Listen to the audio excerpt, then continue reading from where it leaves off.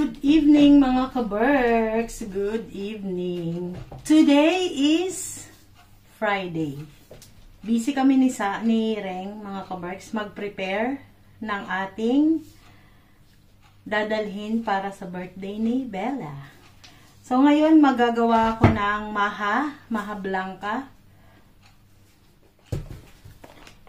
Meron tayo ditong cornstarch, coconut milk, coconut cream,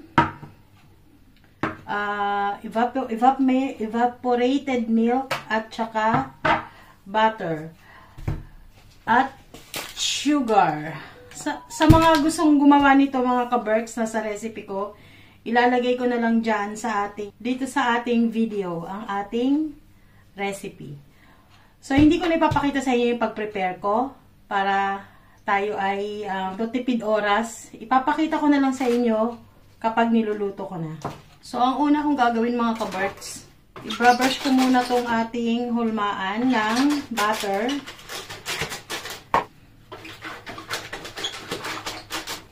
So, ang ating sukat mga kaberks sa ating dry at saka sa wet ingredient ay 1:3. So, ibig sabihin, yung ating 1 cup na cornstarch, ang isasabaw mo doon ay 3 cups. 3 cups na gatas. Meron tayo ditong sweet corn na nasa lata. So, ito ay hahatiin ko yung kalahati dahil ito ay buo. Gagawin kong cream yung kalahati. Yung kalahati, iiwan ko siyang medyo buo-buo pa. Lagay ko lang siya sa food processor. So, ito na yung ating corn. Ito yung durog. Ito naman yung medyo may buo-buo pa. So, paghahaluin ko na yung ating mga wet ingredients, lalagay ko na sa kawali yung ating gatas at yung ating gata.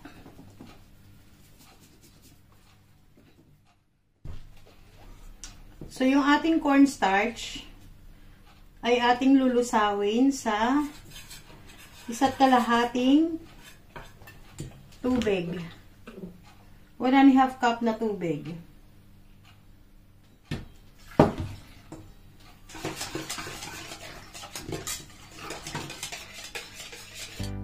Dito sa ating kawali mga kaberks, ito ay 3 cups na coconut milk, 3 cups na evaporated milk, and then lalagyan ko siya ng isang lata na condensed milk. Basic lang naman to mga kaberks, pero hindi ko alam kung ganito din kayo gumawa ng maha blanca. So, nakapatay pa yung ating apoy ha. Hahaluin ko muna to. Buksan ko na yung apoy. Hahalu-haluin ko muna to para combine lahat. Tapos lalagyan ko siya ng asin, 1 teaspoon. Kapag medyo mainit na siya, yung malapit na siyang kumulo, ilalagay na natin yung ating corn. So, papainitin muna natin to. So, 3/4 lang ang ilalagay kong asukal. Huwag kayong mag-alala mga kaberks, hindi yan matamis. Tinikman ko na. At saka, recipe ko na yan. So, lulusawin ko muna yung sugar bago ko ilagay yung ating corn.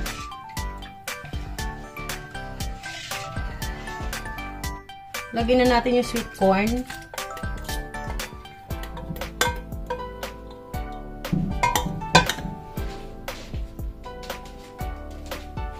Ayan yung cream, yung ginawa kong cream.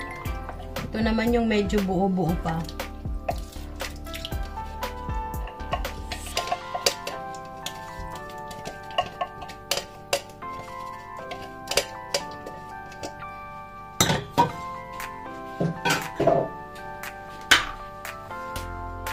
Antayin natin medyo kumulo mga kaberks.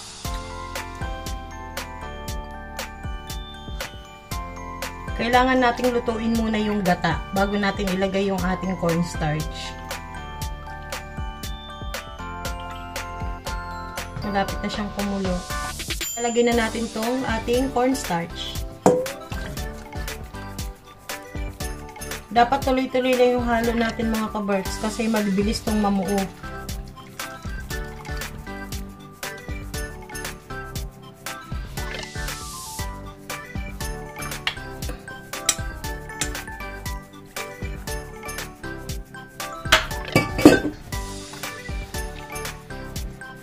Kasi madali itong tutungan.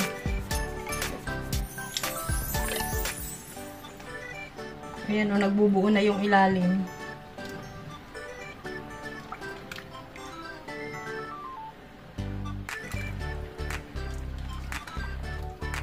Tuloy-tuloy lang yung paghalo natin kasi madali itong madali siyang maluto.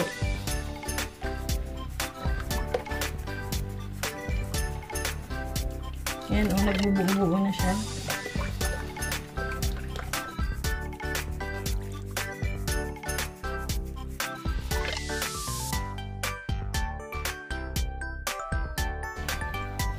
Malapot na mga ka-Berks, malapot na siya.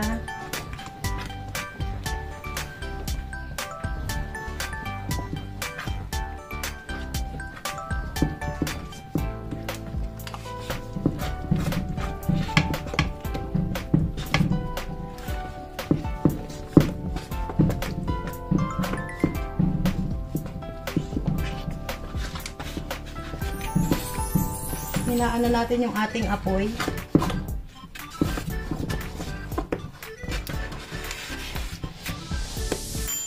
And then, pagka ganyan na siya mga ka-Berks, lagyan natin ng butter. Mga 2 tablespoon na butter. Ayan.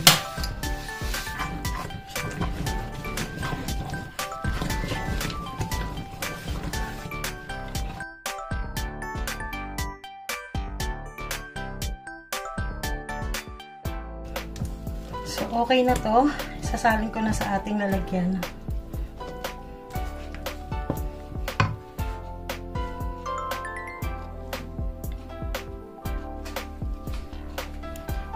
A few moments later. Gagawa tayo ng cake pop mga ka-Berks. So, meron tayo ditong vanilla chiffon cake na binake ko kagabi. Hindi ko na to pinakita sa inyo mga ka-Berks. And then, meron tayo ditong moist chocolate cake. Ayan o, sobrang lambot mga ka-Berks. Ayan, 3 ganito. At isang vanilla chiffon. Ito ay gawa ni Rengreng na hindi ko alam ang recipe kasi ayaw niyang i-share sa akin. Tignan niyo naman kung gaano kalambot mga ka-Berks.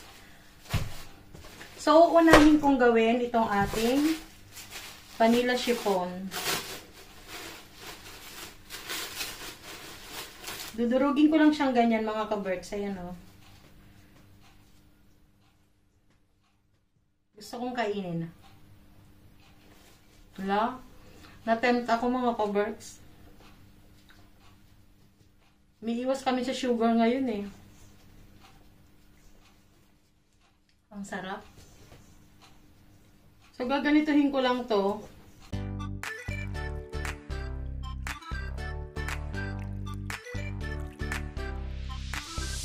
Ganyan na siya. Gagawa na ako ng ating buttercream. Papaanuhin lang natin to, papalambutin.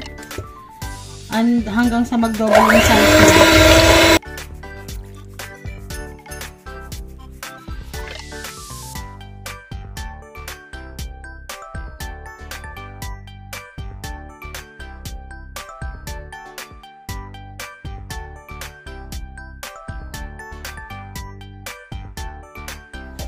Ito yung ating pancake pop. Siguro maglagay tayo dito ng mga 1 cup muna.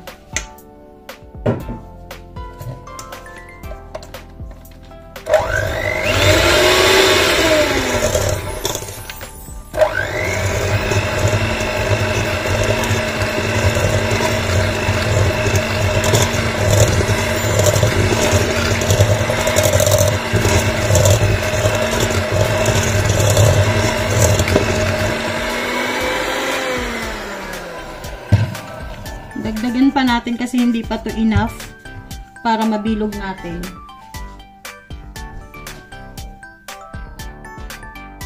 Yan.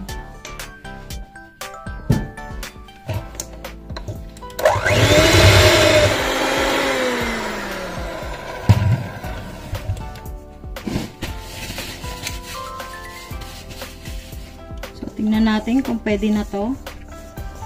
Oh, pwede na. Kasi dapat mabibilog natin itong mga kabarks. Ayan, oh.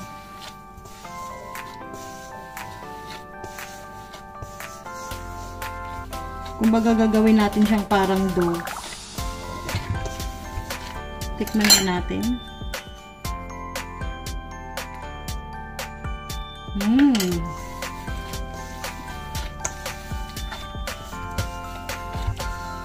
1 tablespoon.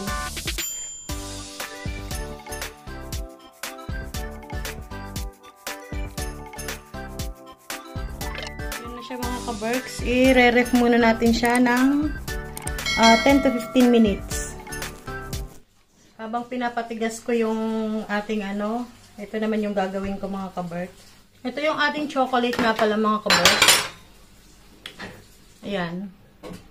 Papainit ko lang to sa microwave. Ang ating gamit na chocolate ay ito.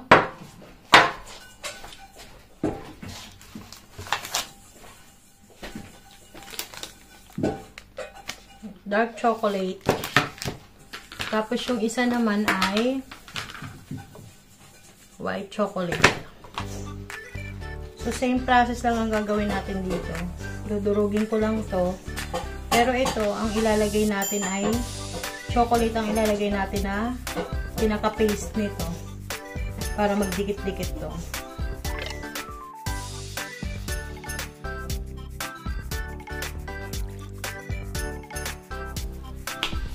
Ito na yung ating chocolate mga kabarks. Ayan. Naku, tumigas na. Tumigas na agad. Salin ko lang siya sa plastic, ay sa tasa.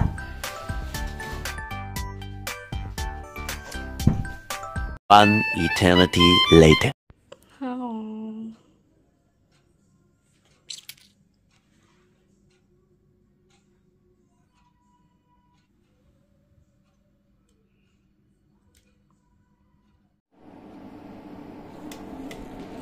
Good evening na mga kabarks! As usual, busy pa rin tayo sa pag-prepare para sa birthday ng Bella Bell. So, tapos na si Reng mga kabarks, tapos na siyang mag-cupcake. So, ito na yung cupcake ni Reng. Yan. Marami-rami to. Ayan. Yan. Then, tapos na rin tayo sa ating cake pop. Ayan, pinapalamig ko na lang siya. Para, isineset ko na lang. Pero, done na yan mga kabarks. Ayan na yung iba. Yan.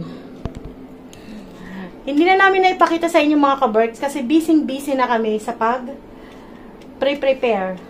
Then, ito na yung aking first batch ng puto. Yan. So, ito yung regular na kulay. Then, pink. First batch pa lang yan. Ito yung aking second batch. Ito naman yung ubi. Ubi flavor na, ayan, pinabila ko pa to sa Pilipinas mga kaberks. Isang bote na lang. Isang ganito na lang. So, pag umuwi ako ng Pilipinas, bibili ako nito, stock dito. Kasi mahal ang ubi flavor dito. Yung isang ganito lang kalaki, maliit lang to eh. 10 ml lang yata to. Ay! Ganito, nasa 3 euro. So, ito na yung ating cake pop. Yan. And then, yung ating cupcake, bukas ko na yan, lalagyan ng icing. Bukas pa ako gagawa ng icing yan. Kasi hindi na kaya ng oras mag-12. 11. Mag-11 PM na. Ayan. Pakita ko sa inyo yung oras mga ka-birds.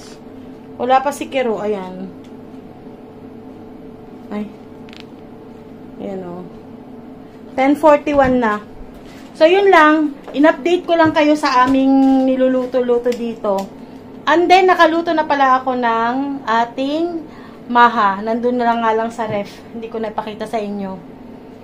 Kasi abala. Abalang magkalkal. Ayan na yung ating last batch mga ka-Berks. Tapos na rin sa wakas. Ang oras natin ay eksaktong alas 12. Sa wakas, natapos din mga ka-Berks. Matutulog na ako kasi maaga pa kami bukas. Magagawa pa ako ng icing ng ating cupcake. So, papalamigin ko lang to and then ilalagay ko na to sa box. And then tutulog na tayo. Kita-kits bukas mga ka-Berks. Good night. The next day. Good morning mga ka-Berks. Hindi ko na kayo na-update sa aking ginagawang cupcake. Icing pala. So, eto, nag-icing na ako. And, yan. Nagagawa na ako ng iba't ibang color ng icing.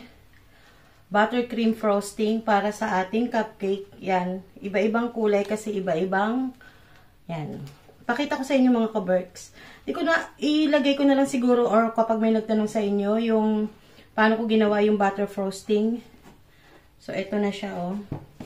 Berks, hindi ko na kayo na anong i-video yung aking paggawa nito kasi masyado na akong busy.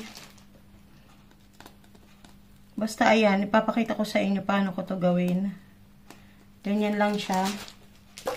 Tapos, ito yung topper niya. Ilalagay itong topper na ganyan.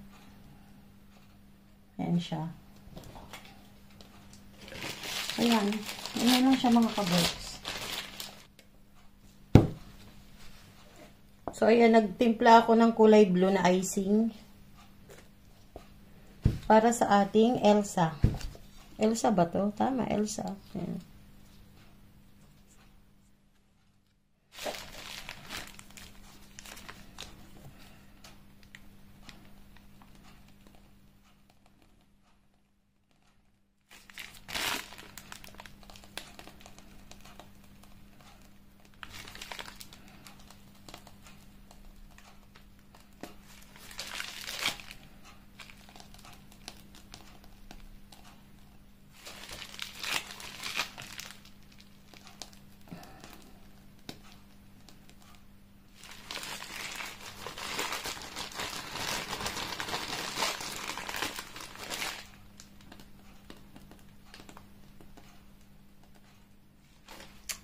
So, ayan ang ating blue.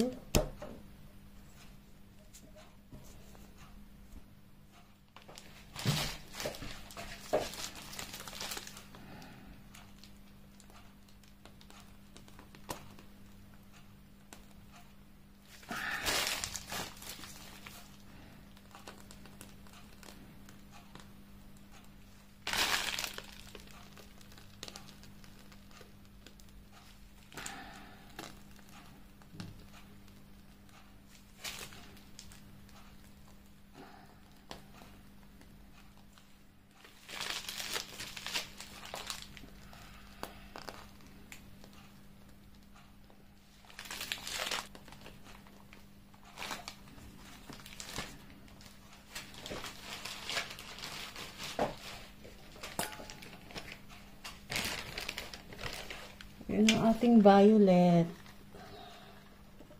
So, ayan, gumagawa naman ako ng Swiss Miram buttercream.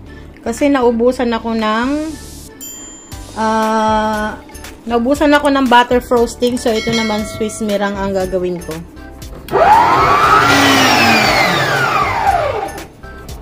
Check natin. Konti pa. Kapag stable na siya, pag di na tumutulo na ganyan, pwede na natin ilagay yung ating butter. Konti pa.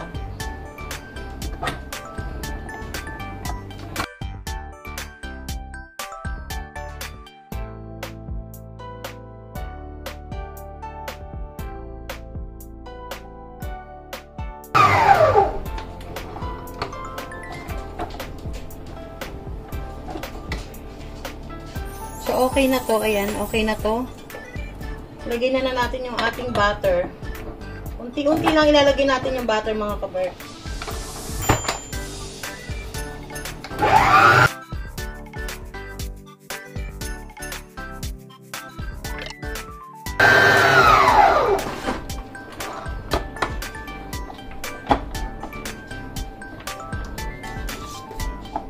Ayan, so okay na to.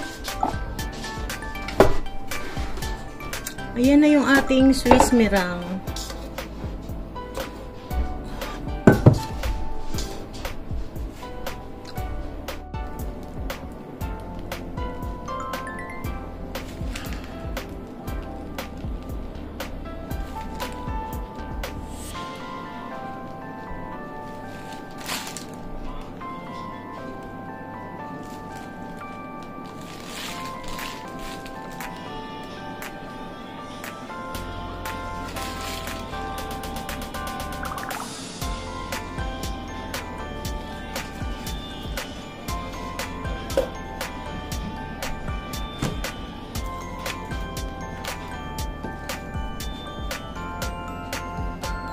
Ay!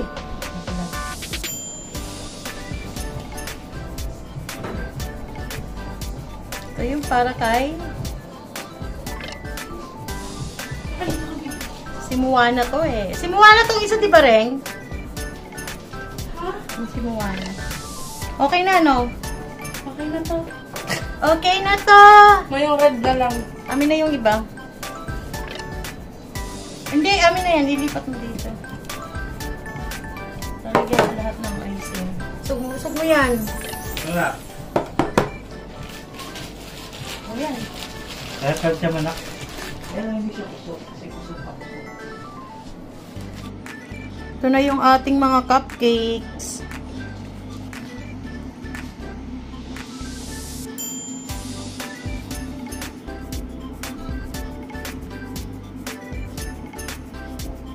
O, diba? Ayan na siya.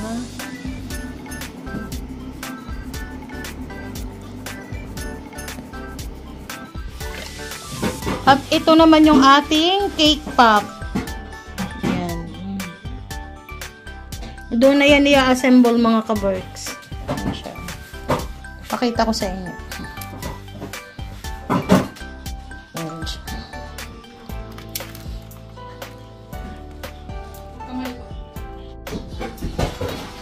Ito yung ating maha kagabi. Ay, kahapon pala na ginawa ko, mga ka-works. Yan. Cheesy ang nasa ibabaw. Ayan siya. Ayun yung ating mga cupcakes. Ayun. Ito naman ay puto.